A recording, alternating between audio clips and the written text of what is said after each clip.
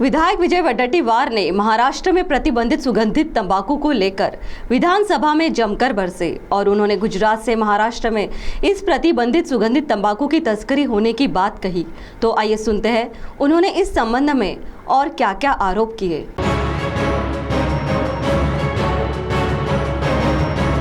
ब्रह्मपुरी विधानसभा के विधायक विजय वडेट्टीवार ने विधानसभा अधिवेशन के दौरान राज्य में सुगंधित गुटखा की बिक्री को लेकर सरकार पर जमकर निशाना साधा और यह भी कहा कि गुजरात राज्य से यह सुगंधित गुटखा महाराष्ट्र में लाया जा रहा है तथा इसमें अनेक लोग शामिल हैं, यहाँ तक कि अनेक लोग भी शामिल हैं और गुटखे के कारण जानलेवा बीमारी कैंसर होने से अनेक लोगों की मृत्यु हो रही है। सरकार इस सुगंधित गुटखे पर पाबंदी लाए। तो आइए सुनते हैं इस संबंध में उन्होंने विधानसभा में गरजते हुए क्या कहा। बर्बाद होणाऱ्या पिढीला वाचवण्यासाठी ही लक्षवेधी आहे असं माझं मत आहे। कारण मुंबई पुरता जरी विषय नाही, महाराष्ट्रामध्ये सुद्धा मोठा सुगंधित तंबाखू गुटखा वगैरे अध्यक्ष महोदय आपल्या तिथे फार आपल्या सगळ्यांना माहित आहे की कॅन्सरचं प्रमाण प्रचंड मोठ्या प्रमाणात वाढलं आणि त्यातलं मोठा जर काही प्रकार असेल तर तो सुगंधित गुटखा हा आहे अध्यक्ष महोदय।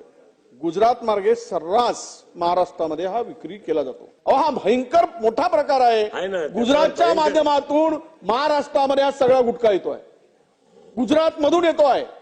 सापडलेले अनेक धागेदोरे गुजरात पर्यंत अध्यक्ष महोदय, माझी विनंती आहे एक तर याच्यावरची बंदी उठवा, 10,000 कोटी रुपये येतील, पण हे नाही रोखू शकत तुम्ही कारण सगळे याच्यामध्ये इन्व्हॉल्व आहेत। अनेक पॉलिटिशियन आहेत, मी आपल्याला नाव नाही घेऊ शकत, हप्ते चाललेत। मी सांगा अध्यक्ष महोदय, मंत्री महोदयांनी सांगावं, पोलिसांनी जर मनात आणला एक सुद्धा गुटख्याची पुडी विकू शकत नाही, एक सुद्धा। तुम्ही रस्त्याने जा, कुठे बसा, पटकन गुटखा मिळतो।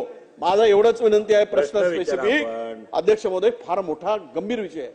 विदर्भामध्ये असेल, मराठवाड्यात असेल, अनेक लोक मरतायत, याच्यामध्ये मृत्युमुखी होत आहेत। म्हणून एक तुम्ही एंटी नार्कोटिक्स वगैरे सगळं जरी काही झालं तरी यावर खरं तर हा गुटखा महाराष्ट्रात सर्रास विकतोय, म्हणून हे सगळे उपाययोजना फेल होत आहेत।